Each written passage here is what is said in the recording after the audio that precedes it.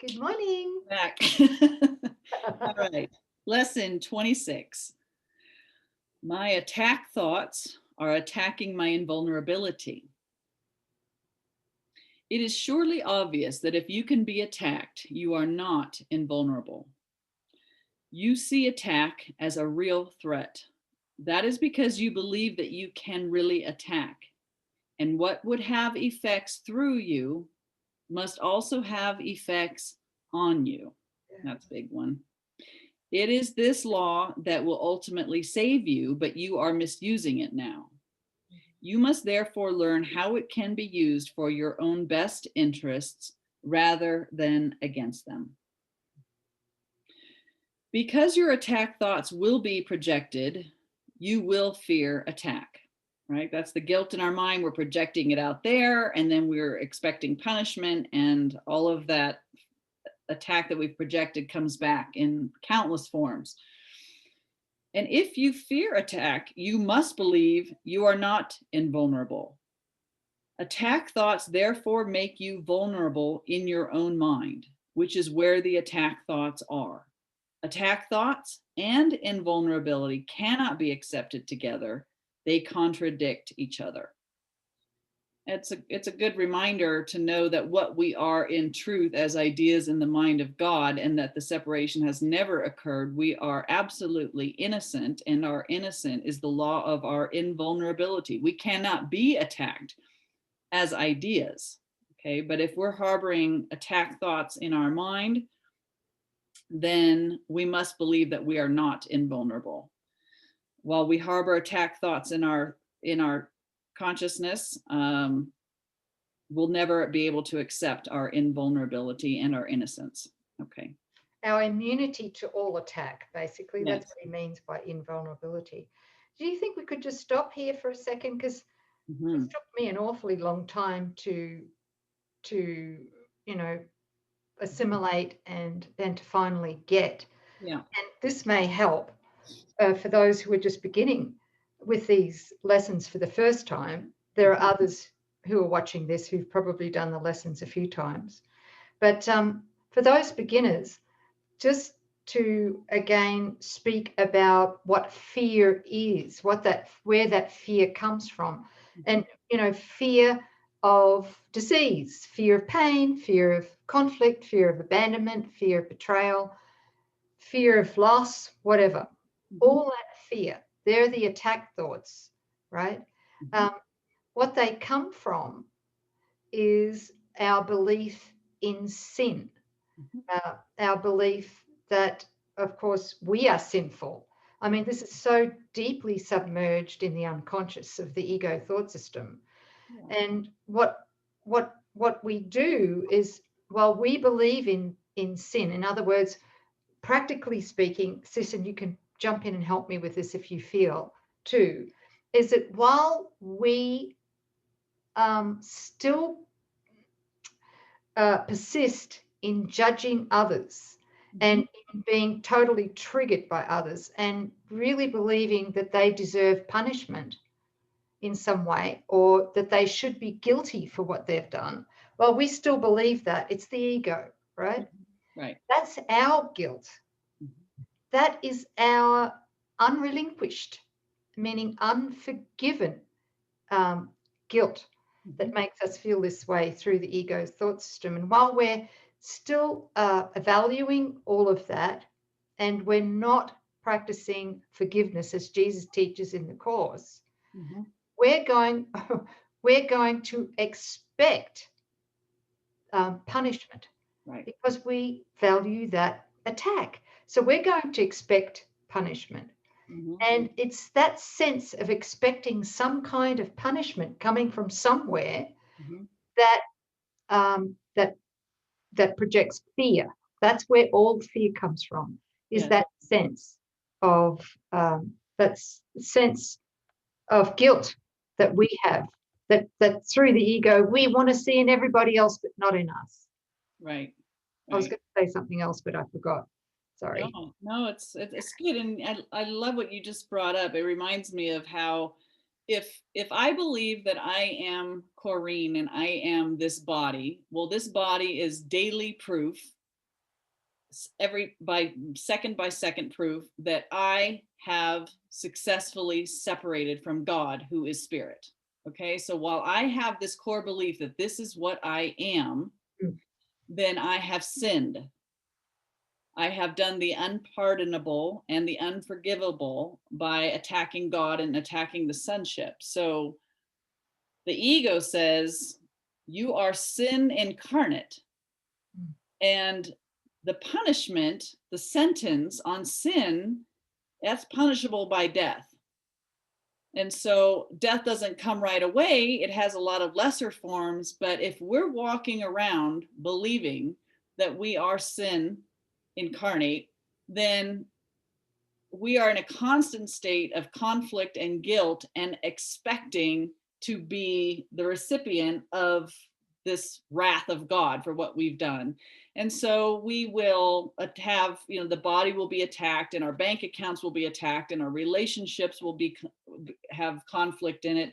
The body will fail, and ultimately the body will die, because that is the sentence for sin. The Holy Spirit, however, lovingly comes in when we're inviting it to say, no, my child, you have been mistaken. You thought that the separation occurred. The separation has never actually occurred. You simply dreamed a dream that was so fantastic that you actually believed that this figure, the mythical me, is you. It was a mistake. And if you're willing to agree that it was simply a mistake, you've moved your problem into the realm of the Holy Spirit, who can then take it from you, heal your perception, and then heal whatever that the seeming attack will be dissolved, removed from your experience. So while we want separation, we protect that separation by moving it into the realm of sin, where the Holy Spirit can't reach it. But if we're ready to say, no, we were merely mistaken, the Holy Spirit will say, great, then I can take that from you and heal your mind. So I think that has permission then, right? Right. Yeah. So before we go on, let's look at the state, our natural state. Yeah, our natural state, without the ego thought system, without valuing the ego thought system, is one of sinlessness and guiltlessness. Where there's sinlessness and guiltlessness, there is incorruptible innocence. That's the truth of what we are. That's what God knows of us, whether or not we believe we've sinned, right? That's the truth. So that's the changeless truth, is that we are sinless, guiltless, and incorruptibly innocent. Yes. And that's changeless, right? Right. Okay. All right. So one thing that took me years before I could understand this, and I really would like to shortcut this for any viewers now of this, is to understand the concept, or at least begin to open our mind to understand the concept of our innocence. It's not the ego's kind of innocence, right? So the only way the ego can be innocent is if it makes someone else guilty, right? There's the polarities, right? Yes. But when the only way that we can know our incorruptible innocence is if it's genuinely shared with everyone. Right. Because if it's not shared with somebody else, then we are still going to be fearful, because we're going to believe we're going to be attacked. So give an example, like say, if I want to tout myself, the ego wants its own version of innocence, and we call it false innocence, and it's always at the hand of your brother's guilt. So I'm innocent. My brother attacked me. It's his fault. I wouldn't be going through this if it wasn't for him. If he would change, then I'd be okay. I'm unfairly treated.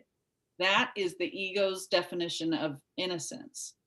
Our innocence, though, is our innate status, our condition, because God declared it. But we can't know that unless we know we have not separated. And the only way we are going to know we haven't separated is through the experience of truly joining with our brother through a shared experience.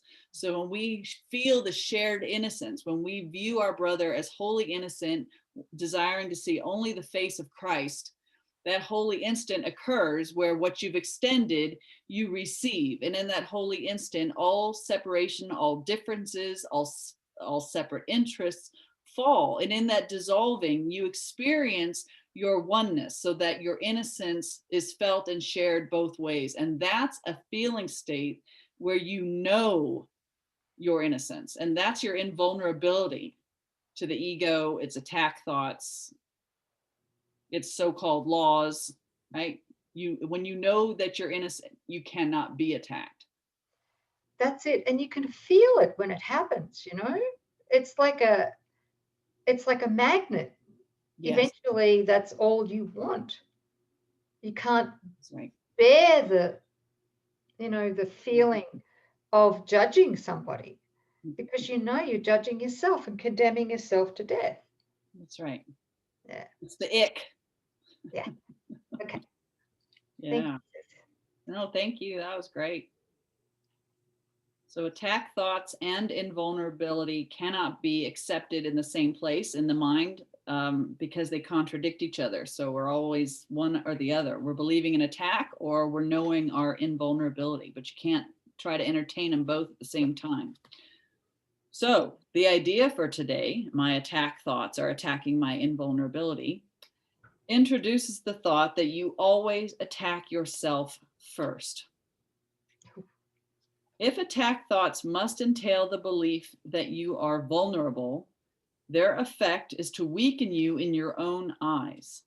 Thus, they have attacked your perception of yourself. And because you believe in them, those attack thoughts, you can no longer believe in yourself, who is invulnerable. A false image of yourself has come to take the place of what you are, mythical me. Mythical me who can be attacked, who seems to experience loss and broken ovens and pet mice being eaten. Yeah.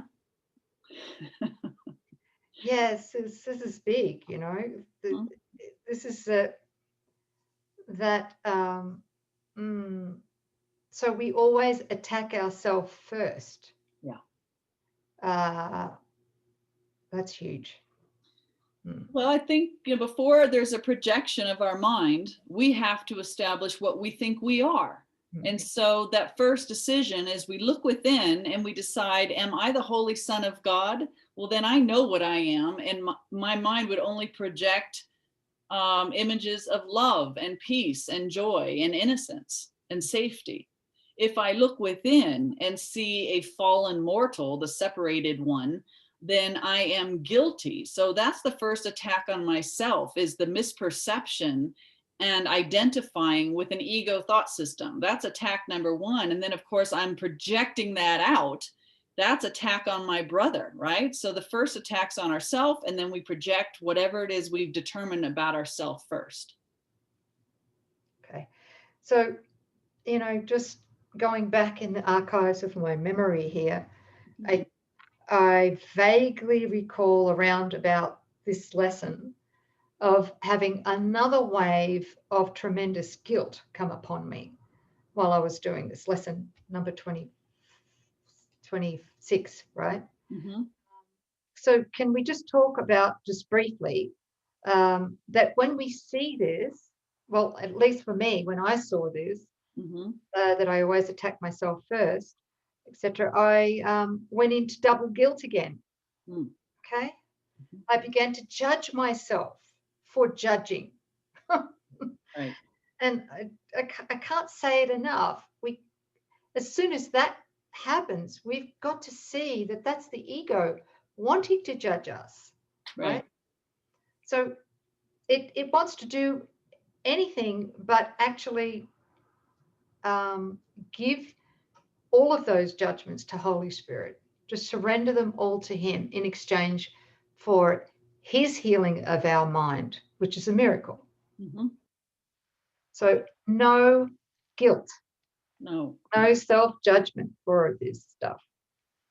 And to see this with gratitude, that all you're doing is taking back projections back into the mind, which is the place where the correction can happen. It's not to compound guilt, to say, oh, I've done all of this, you know.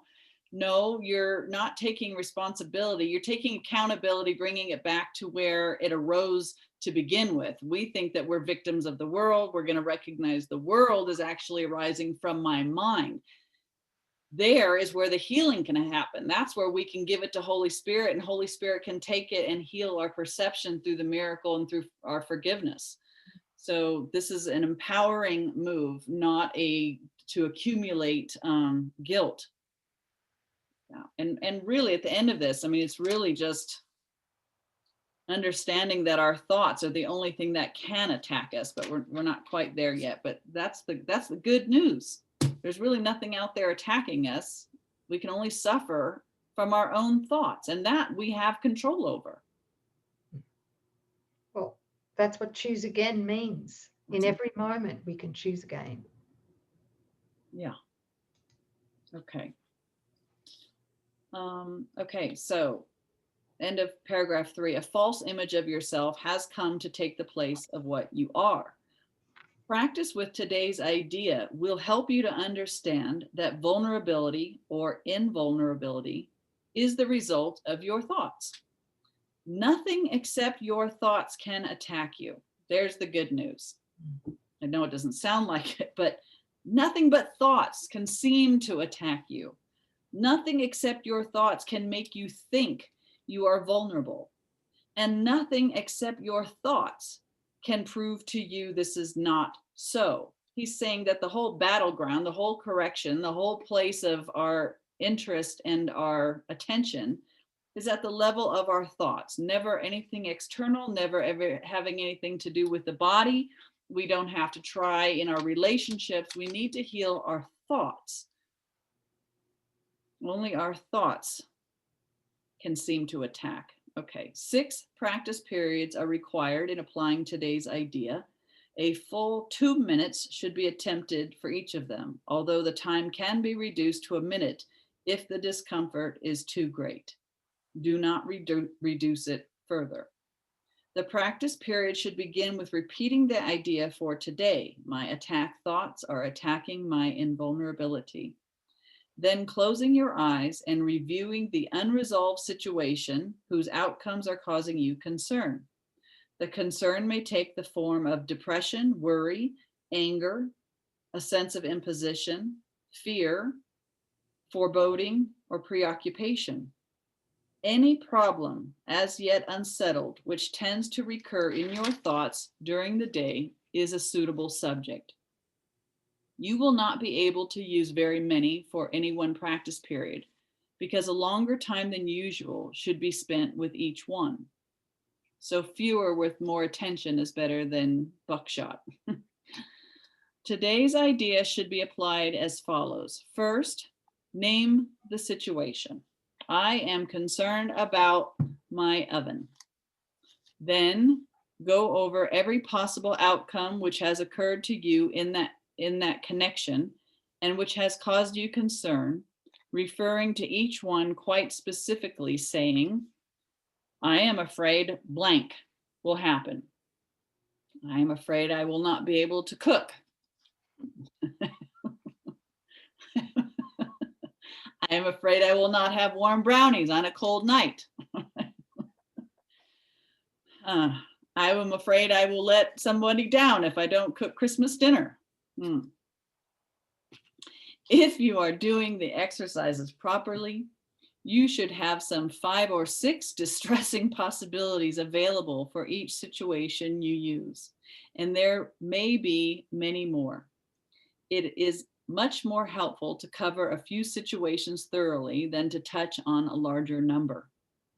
As the number of anticipated outcomes for each situation increases, you will probably find some of them, especially those which occur to you toward the end, less acceptable to you. Try, however, to treat them all alike to whatever extent you can. After you have named each outcome of which you are afraid, tell yourself, that thought is an attack upon myself. Conclude each practice period by repeating today's idea once more. My attack thoughts are attacking my invulnerability. So this concern that we have is actually covering up fears that we have, and the fears that we have are the attack thoughts. So was it ever really about the issue itself, or was it the feeling state that it was giving your mind? Depression, worry, anger, a sense of imposition, fear, foreboding, preoccupation. All of those are different ways in which fear and guilt manifest in our mind. And each one of those creates some sort of contraction. So the smoke and mirrors is the oven. It's the duress that it's creating in thought that the ego wants. It wants you to think that it's about the oven, but really what it's relishing is the mind that is fretting or in a state of foreboding, because that blocks the peace necessary to hear the voice for Holy Spirit. That's the running interference, so that we stay in the realm of meaninglessness and not being still and allowing Holy Spirit to teach us something new, because there's no room while we're fixated on a problem. So that's what we want to get from these 3 lessons. Very, very well explained. Thanks, sis. Yeah, that's so helpful. I wish you'd come to me 30 years ago and explained that to me then. Yeah, I wish somebody had helped me too. Yeah, it's the squirrel. It's the ego saying squirrel, and it doesn't want you to see what's going on in the back room. It's not about the problem that as you perceive it, it's the stress or duress that the mind is under that it craves. That's its protection. Okay, got it. Thank you. I understand it now. I love my oven. I'm so grateful for that conflict. I got the jewel, sis. That's great. Isn't it great? Now he can bring you a beautiful gift, another gift on top of getting that, right? I wouldn't be surprised if I went over there and flicked it on and it worked. Now that I got it, I don't need it for a lesson any longer. Well, that often happens. It does. Right? That's how sickness is healed in the body. Yes. We get the lesson and it's healed. Oh my gosh. Is there any other greater smoke and mirrors than a sick body? Boy, we get so tangled up in that, right down the rabbit hole, and we are consumed with trying to fix the decoy instead of getting to the anxiety that's underneath it. Yeah. I love this. We're on our way out, guys. We're unsnarling the ego thought system. That is pretty awesome. Yeah. Yeah. That's the best thing that's happened since the Big Bang. That was the biggest squirrel ever. Yeah. Yeah. Wow. Okay.